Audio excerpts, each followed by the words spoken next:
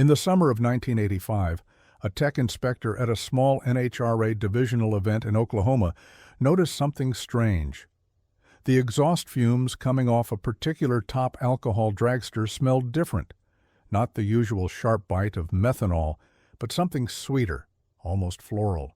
He flagged the car for inspection. The fuel sample came back clean. The driver went on to win the event by 0.2 of a second, which in drag racing is an eternity. 3 months later, that same driver won 4 more events. And the tech inspector? He spent the rest of the season convinced he had missed something. He was right. This is the story of the great fuel cheating era in grassroots drag racing and the mechanics who turned banned chemicals into horsepower. Along the way, we will encounter aviation additives, agricultural chemicals, desperate tech inspectors, and a cat-and-mouse game that lasted nearly a decade. So let us begin. But first, why was fuel cheating even possible in the first place? Now, to understand how this all worked, you need to understand something about grassroots drag racing in the 1980s. This was not the big-budget, corporate-sponsored NHRA national events you might see on television. This was the divisional circuit. Regional events, smaller purses, and most importantly, smaller budgets for enforcement. The NHRA had rules about fuel, specific rules. In most alcohol classes, you ran methanol. Period. In gasoline classes, you ran pump gas or approved racing gasoline. The rules were clear on paper, but testing those rules? That was another matter entirely. See, at the national level, the NHRA had sophisticated testing equipment, gas chromatographs, mass spectrometers, the kind of gear that could identify individual molecules in a fuel sample. But at divisional events, most tech inspectors had a hydrometer, a refractometer, and their nose. That was it. They could measure specific gravity. They could check for obvious contaminants. But detecting subtle chemical additives, that required equipment most tracks simply did not have. And this is where the mechanics saw opportunity. The thing about internal combustion engines is that they are essentially controlled explosions. You mix fuel with air, compress it, ignite it, and the resulting expansion pushes a piston. Simple enough. But the chemistry of that combustion? That is where it gets interesting. Different fuels burn at different rates, different temperatures. And certain additives can change those characteristics in ways that translate directly to horsepower. I mention this because the mechanics who figured out fuel cheating were not just throwing random chemicals into their tanks. They were doing actual chemistry. Some of them had backgrounds in agriculture, others had worked in aviation. A few had connections to the petrochemical industry, and what they discovered was that certain oxygenated compounds, stuff that was never meant for racing, could give an engine a significant edge. The most common trick involved oxygenates.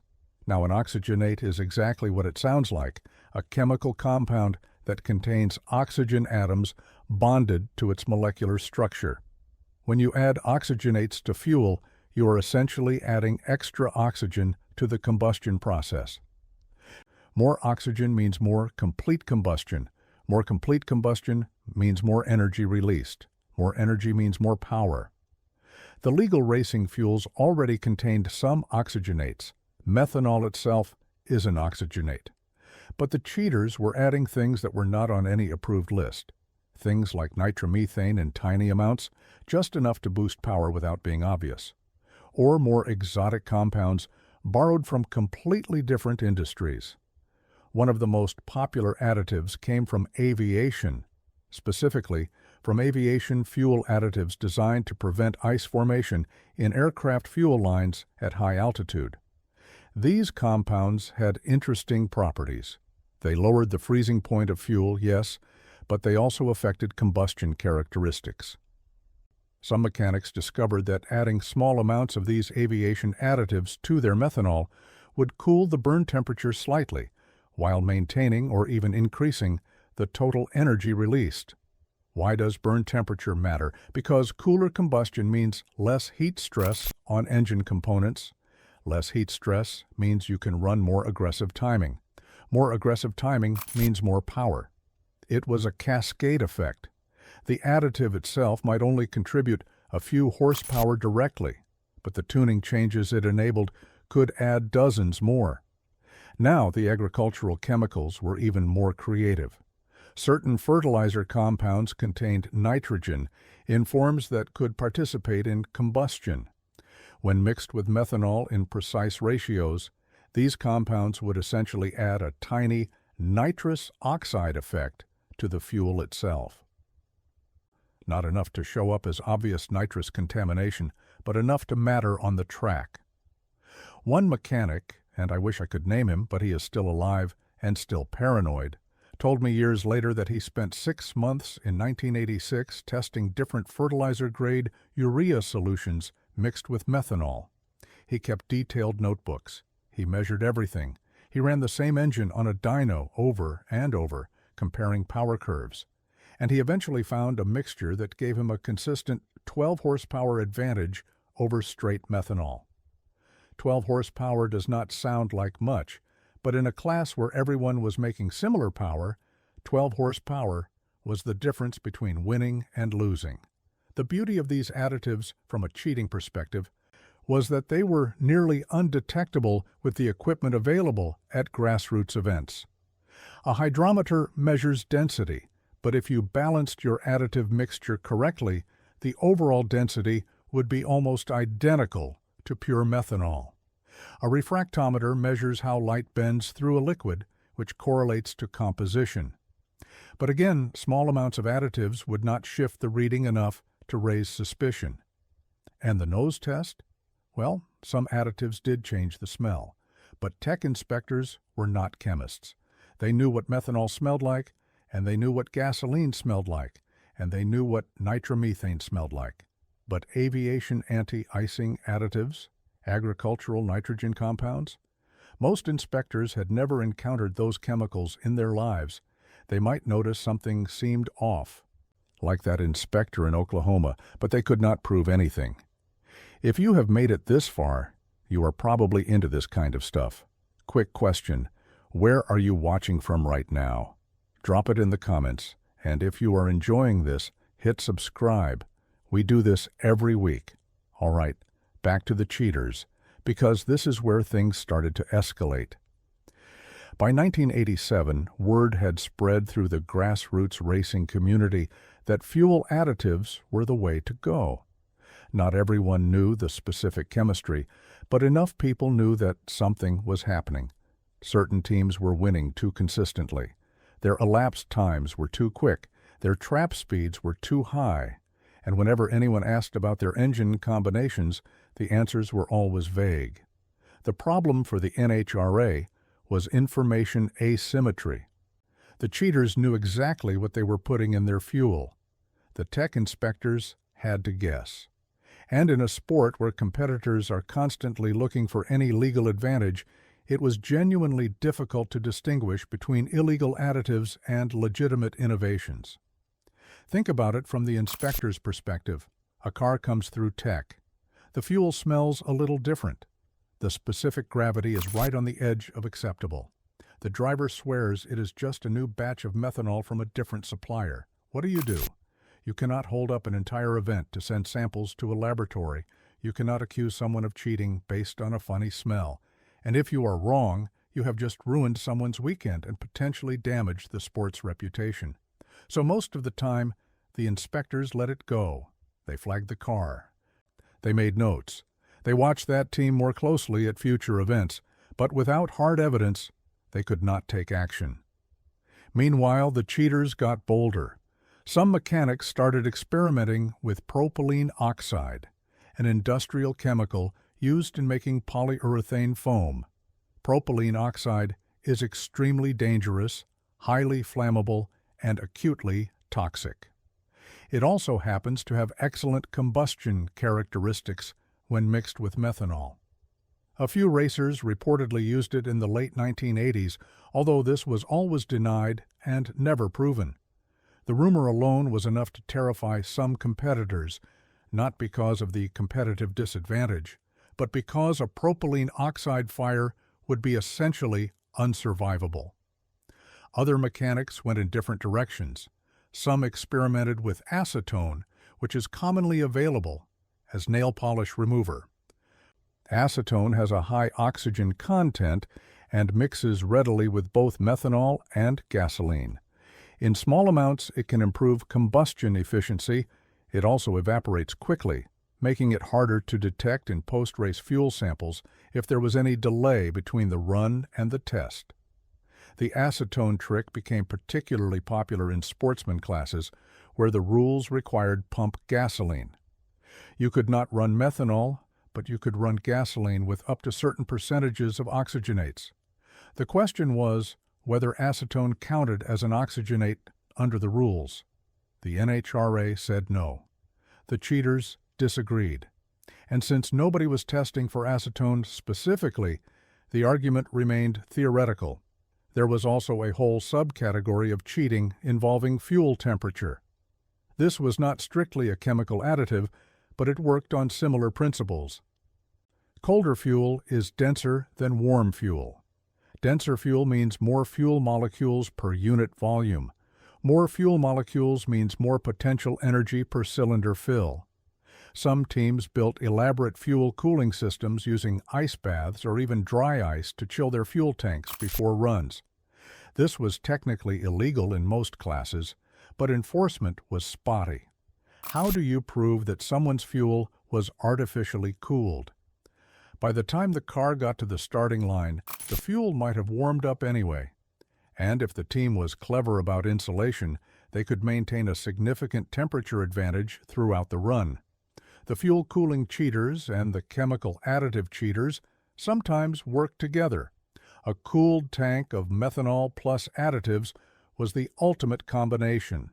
You got the density advantage from the cold temperature and the combustion advantage from the oxygenates. Some estimates suggested these combined approaches could be worth 30 or 40 horsepower in a well-tuned combination. Now, here is where the NHRA started fighting back. By 1989, the complaints from competitors had become impossible to ignore. Too many teams were losing to the same handful of racers. Too many results seemed statistically improbable. The grassroots racing community was threatening to fracture, with honest competitors leaving for other sanctioning bodies that might do a better job of enforcement. The NHRA's first response was bureaucratic. They issued clarifications to the rulebook. They explicitly banned a list of chemical compounds by name: propylene oxide, certain aviation additives, specific agricultural chemicals. The list was surprisingly comprehensive, which suggested that someone at NHRA headquarters knew exactly what the cheaters were using. But banning something on paper and detecting it in practice are very different things. The cheaters simply switched to compounds that were not on the list. The cat-and-mouse game continued. The real breakthrough came when the NHRA invested in better testing equipment for divisional events. Not the full laboratory setup they had at nationals, but portable gas chromatographs that could be operated by trained technicians at the track. These devices could identify the chemical signature of fuel samples in minutes rather than days. The first portable chromatograph showed up at a divisional event in Texas in early 1990. Nobody knew it was there. The NHRA had deliberately kept it secret, wanting to catch cheaters before they could adapt, and catch them they did. At that single event, 3 competitors were disqualified for fuel violations. 3? At one divisional race, the fuel samples showed clear evidence of banned oxygenates, compounds that should not have been anywhere near a racing fuel tank. The NHRA suspended all 3 drivers and issued fines that were substantial by grassroots racing standards. The shockwaves went through the community immediately. Suddenly, everyone was paranoid. Teams that had been cheating quietly for years had to make a choice: keep cheating and risk getting caught with the new testing, or go back to legal fuel and accept being slower. Most chose to go legal. The risk-reward calculation had changed. Before, the odds of getting caught were low and the penalty was uncertain. Now getting caught was plausible and the penalty was severe. But some cheaters adapted. The most sophisticated operations started using what I can only call designer fuels. These were custom chemical blends formulated specifically to provide performance benefits while evading the specific tests the NHRA was running. If the chromatograph was calibrated to detect compound X, you used compound Y instead. If compound Y got added to the banned list, you moved to compound Z. This required genuine chemical expertise. You could not just dump random stuff in your tank anymore. You needed to understand what the testing equipment was looking for and formulate your additives to avoid those signatures. Some teams reportedly hired actual chemists as consultants. Others developed relationships with chemical suppliers who could provide custom blends. The NHRA responded by updating their testing protocols constantly. Every few months, they would add new compounds to their detection capabilities. They shared information with the petroleum industry. They consulted with academic researchers. The technical specifications of their testing equipment became closely guarded secrets, revealed only to a handful of officials who needed to know. By 1992, the fuel cheating problem had largely been contained, but not eliminated. The most blatant cheaters had been caught or scared straight. The sophisticated operations continued, but they were now a tiny minority. The average grassroots competitor could be reasonably confident that the guy in the next lane was running legal fuel.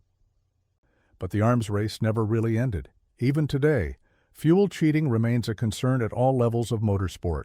The chemicals change. The detection methods improve.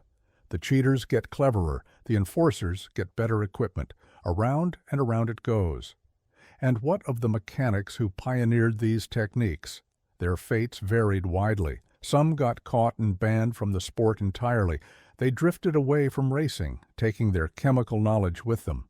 A few reportedly applied their expertise to legitimate automotive engineering, working for speed shops or even OEM manufacturers on legal performance fuel development. Others never got caught at all. They are still out there, some of them still involved in racing at the national level. They do not talk about what they did in the 1980s. When the topic comes up at old-timers gatherings, they smile and change the subject. They know that the statute of limitations may have expired, but reputations last forever. The tech inspector from Oklahoma, the one who first noticed the strange smell back in 1985, eventually became a national-level official. He spent the rest of his career obsessed with fuel testing. He pushed for better equipment, stricter protocols, harsher penalties. Some people found him annoying. Others credited him with cleaning up the sport. He retired in 2008 and died in 2015, still convinced that he had let some cheaters slip through over the years. The agricultural chemical approach mostly disappeared by the mid-1990s. The specific compounds that worked were added to the banned list, and the agricultural suppliers became more careful about who they sold to. A few farmers who happened to race noticed that certain customers were buying fertilizer in quantities that made no sense for their acreage. The aviation additive route lasted longer. Some of those compounds were harder to detect, and the aviation industry was less cooperative with racing sanctioning bodies. But eventually, the chromatographs caught up. By the late 1990s, even trace amounts of aviation additives would trigger a positive test. The propylene oxide rumors were never confirmed. If anyone actually used it, they either got away clean or died in the attempt. Given the chemical's properties, the latter seems disturbingly plausible. There are a few unexplained pit fires from that era that some old-timers attribute to exotic fuel experiments gone wrong. But that is speculation. What remains is a legacy of innovation, even if that innovation was technically illegal. The fuel cheaters of the 1980s pushed the boundaries of combustion chemistry in ways that eventually influenced legitimate fuel development. Some of the compounds they experimented with ended up in legal racing fuels years later, after proper safety testing and regulatory approval. The line between cheating and pioneering has always been blurry in motorsport. The NHRA, for its part, emerged from the era with a much more sophisticated testing apparatus. The portable chromatographs that debuted in 1990 have been upgraded multiple times since then. Modern fuel testing can detect parts per million of banned compounds. The technology that exists today would have seemed like science fiction to that Oklahoma tech inspector back in 1985, but the fundamental tension remains. Racers want every advantage they can get. Sanctioning bodies want a level playing field. Testing equipment can only detect what it is programmed to find, and somewhere, in some garage, someone is probably experimenting with the next generation of undetectable fuel additives. The game never really ends. It just evolves. I talked to a current tech inspector last year off the record. I asked him if fuel cheating was still a problem at Grassroots events. He laughed. "Of course it is," he said. "We are just better at catching it now. But for every test we develop, someone is working on a way around it. That is just how racing works." He paused for a moment, then added something that stuck with me. "The cheaters in the 80s were not bad people," he said. Well, most of them were not. They were just racers who wanted to win. And they found a loophole that nobody was watching. Can you really blame them? I thought about that question for a long time, and I still do not have a good answer. Racing has always existed in a gray zone between rules and innovation. The history of the sport is full of examples where yesterday's cheating became tomorrow's standard practice. Aerodynamic ground effects, active suspension, traction control. All of these were banned at some point, then later accepted, then sometimes banned again. Fuel additives are no different. The oxygenates that were illegal in 1985 are legal components of modern racing fuels. The combustion chemistry that cheaters discovered through illicit experimentation eventually made its way into legitimate research papers and industrial applications. Does that justify the cheating? Probably not. Rules exist for reasons, and competitors who follow them deserve to compete against others who also follow them. The guys who lost races to fuel cheaters in the 1980s did not care about the eventual contribution to combustion science. They cared about the trophies and purse money that went to someone running illegal fuel. But history has a way of smoothing over these distinctions. The cheaters become legends. The caught ones become cautionary tales. The uncaught ones become the old guys at the track who know things they will never tell you. And the sport moves on, always looking for the next edge, always pushing against whatever rules exist, always one step ahead or one step behind the enforcement. That is drag racing. That is all of motorsport, really, a constant negotiation between what is allowed and what is possible. And that is the story of the great fuel cheating era. If you enjoyed this one, subscribe for more and let me know in the comments. Had you heard about any of this before? Take care, and I will see you in the next one.